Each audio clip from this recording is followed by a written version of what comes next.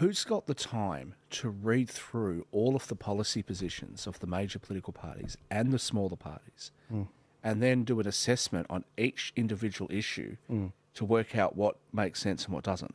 Nobody does. No. And this is why what the majority of people do is they go down and they go tick one for Liberals or tick one for Labor or one for the Greens or one for whoever and just leave it at that. Yeah. Because it's too hard. So, I mean, hopefully we are seeing more people taking a more active interest. And I think the change is going to come not necessarily actually from policy. I think the change is going to come by having more politicians who are independent or who do represent smaller political parties that actually have enough influence. You know, people like Pauline Hanson, I'm not trying to be a shill for her, but I think Australia is better off with a Pauline Hanson in our parliament. I totally agree. Right. No, I think she's definitely a lot more real and she's authentic. So this is why we do our policy matrix on the in election. So this is what we did for the New South Wales election. It shows you the party policies on the left side. It shows you what they stand for in ethics, energy, environment, public health and well-being, education, economics, and democracy, like free speech and all of that. And it shows you where all the parties stack. And as you can see on the top, if we can just blow that up a bit larger, we've got the Freedom parties here in New South Wales in our last election, how similar they were to each other and why they perhaps should be in one party and not four parties, for example, but also with the major parties, how far they fall short of the mark. So you don't have time to read the manifestos of these parties and look at their track record. We do that. We put it in one simple graphic. I'm so impressed with what you guys do in elections. You actually go out. Yeah, I'm doing the hand signals of that guy now. Yeah, he's like, there's too many masculine men out there. I was like, okay, go. That toxic masculinity. Oh, boy, journalist. Anyway. That policy matrix, I remember when you first showed that to me, and I was horrified. I had no idea that the majors were that similar. Yeah. And Yeah. I did have a question for you about that, somebody asked me, which was, based on the questions being asked, is there a possibility that the questions were slanted in such a way as to show the similarities between those parties, but there is actually other parts where those parties are majorly different? No, you should just read the questions because the questions are black and white. And I'm not interested in deceiving people. I really am not. You know, if you actually look at the questions and how they were asked, for example, they're pretty black and white. Will you act to remove the abortion birth legislation? It's black and white. Will you revoke it or not? Do you support net zero or do you not? Like, do you support net zero emission targets or do you not? But basically, it's very black and white. And so when you go through these things with the parties, they will send you the answers. Now, there's a truth thing here. If they send me answers back that they think are the answers I want to hear, my researchers, they will actually look back at their record, look back at their manifesto that their parties voted on, because the Liberal and Labor, they vote on the manifesto, and so do the Greens, and it actually compares them to their history. And what it very much shows is this is what it comes up with. And so when I look at these things and I go back to them and I say, hey, why did you tell me that you support, freedom of speech? You're pushing the misinformation bill. It's a very clear track record that you can go back to, and they hate me. They hate my guts because what it is it's bringing transparency to the political process. And this is just one of 6 tools we roll out at the election. Someone asked something about transparency before. We also do these things where you type in your address and it brings up your Member of Parliament's voting record. So you can see how they've voted in your interests or not in your interests.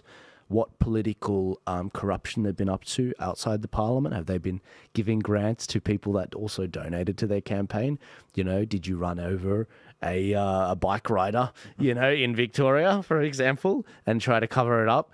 These are the sorts of things that I put in here. I'm looking to add more features like the expenditure of these members, like how much money has Adam Bant spent on flights, on private jets, but he wants you to have a net zero sort of, you got to eat less meat. This is the sort of stuff that I'm making. It's not cheap, but as if that would even make a difference. If we all switch to vegan food, where they're going to get the fertilizers from? Oh, don't get me started. Don't get me started. But I saw something, I think it was today, Bill Gates wants to insert metal rods into cows or something to stop them from farting. Oh. That can't be real. It's real. No. Shakeel is No, not. I gotta fact check that. No way. You're like the cow's going to be backed up. Yeah. Raping But cows? I do want to Yes. say, because like some of the people that are tuning in at the moment are probably people that are new. What do we say if we're very worried about the future of Australia? We're concerned about the government being focused on the wrong things. Okay, we get out there, we vote for minor parties, and then preference the big guys after that. What is the real differences that a voter can make that's going to make that voter feel as though they're actually doing something that's going to enhance their lives?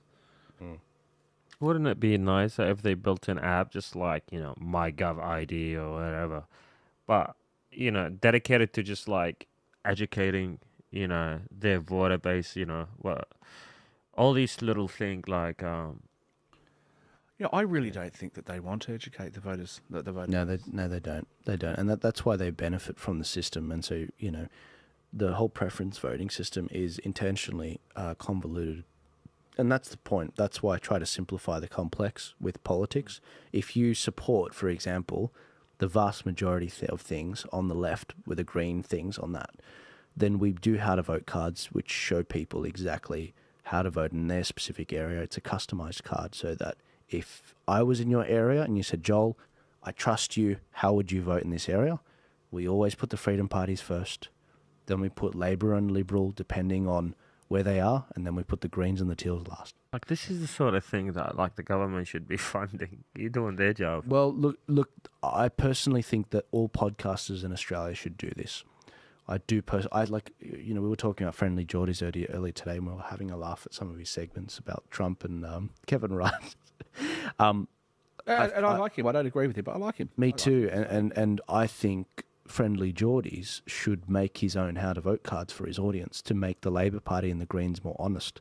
Because I think you would run you've got the freedom parties. Yeah. So you could go to the other. I'm not sure what they call themselves, the locked up parties. The locked up. The lack of freedom. The totalitarian parties. Yeah, you could like do a thing for them, like not you. They can do one for them and say, look. Yeah, they should. The Labor Party is giving us way too much freedom. Like here's the point of difference with the locked up parties, right? I don't know what they advocate for, so I don't know. It's not even that. So the left. You want more government control in your life, and this party advocates for more government control than the Labor Party does. It's pretty much just socialism. Yeah. Look, I think the left wingers. See, Friendly Geordies, he's not a communist. He's quite actually in the centre. He's actually more of a Labor sort of voter, but I think he doesn't like the big tentacles of big money in politics. I think he genuinely does want to get results out of politics and bring greater transparency to it, and that's why I think he gets so much flack from the establishment. But the left have an anti-establishment, and that's what Friendly Geordies dwells in. And there's a lot of people like that in America that we see. People like, who would you say? What was I going to say? Jimmy Dore. He was in the left wing, anti-establishment. Tulsi Gabbard, RFK. But that's the whole thing, because people who are anti-establishment haven't really got a home on the left. So they've really found a commonality with the small government, limited government conservatives, right? But both, again, when it comes to things like social services, healthcare, education, infrastructure, all of those things, we all know that it needs to be paid for, and it has to be paid for by tax dollars. Yeah. So that commonality exists there. What people are looking at is, okay, what's the best way to achieve all of this? And I think the simple answer is we have limited government that's funded, and instead of having this massive bureaucracy running all of these things, just let the people have access to the money. If you want to give a direct subsidy to childcare, fine, do that, but then limit the exorbitant costs that childcare providers are going to be able to charge. It's the same thing with the NDIS. The NDIS in itself is a pretty good idea.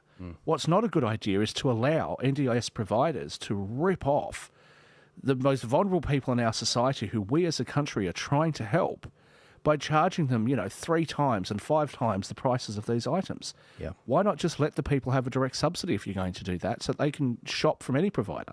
There's got to be better ways of doing it. I think government just makes a mess of it.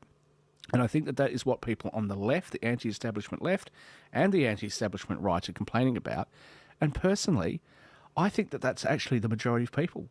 I don't see many people, unless they're employed by the government, that actually go, actually, this is wonderful, I want more government. Nobody says that. No, absolutely. It's almost 12 o'clock, guys. I'm going to read out some of these last chats on Rumble. And if you're listening on other platforms after the fact, come to Rumble next time. Click the link in my bio. So I'll just quickly run through a ton of these, about 15 super chats. In passing this bill, they can and will modify information on all platforms, thus moulding the next generation. Absolutely. The ABC should be, yep, I've already read that one. John Howard banned guns and introduced GST along with the war in Iraq and war on terror and war on drugs. John was a terrible PM. Countdown. I'm not a shill. If that was directed at me, I'm not a shill for John Howard. I was just referring to the GST. That's right. Bringing it in. That's right. Yeah, that was what this one was recent. So I think he was just this person was just making a statement. Countdown was good. Never missed it during my misspent youth. Someone said, yes, I always tune into a Rage retro months. Damn, I miss the 80s. Yeah, it's fun. Yeah. Does Rage still exist? Is it still going? I can't believe it still exists. Also, due to the diversity and aptitude of the Australian people, many don't understand the jargon and get lost without clarification. Absolutely. The person that sent us the $1 said it was $1, which is 2 AUD. Not quite. Yeah, not quite. It's like, what is it, 1.75 or something? About 168, I think. 168, of course. Buy Bitcoin. That's buy Bitcoin, that's right. The chart, and by the way, it's the crypto convention this weekend, which I will be going to in Sydney. The crypto convention is actually quite a big convention. There's a few thousand people that are going to it.